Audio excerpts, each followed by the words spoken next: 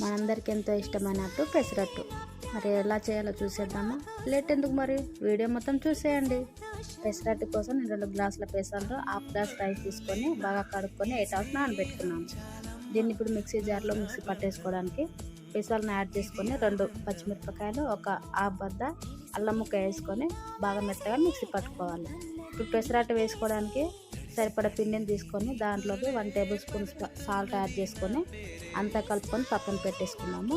ఇప్పుడు స్టవ్ పైన పెనం పెట్టేసుకొని 2 గరిటెల పిండి వేసేసుకొని అట్టు వేసేసుకోవాలండి. దీంట్లోకి ఇప్పుడు ఆనియన్, జీలకర్ర కూడా యాడ్ చేసుకొని కొంచెం ఆయిల్ కూడా స్ప్రెడ్ చేసుకొని అట్టు బాగా ఎర్రగా అయ్యేంత వరకు కాల్చుకుంటే సరిపోతుందండి.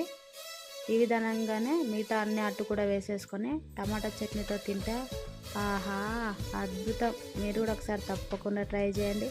ఎలా వచ్చింది ఏంటనేది తప్పకుండా కామెంట్ చేయండి. Thank you for watching. మన ఛానల్ని సబ్స్క్రైబ్ చేసుకోవడం కూడా మర్చిపోకండి. Thank you. By by.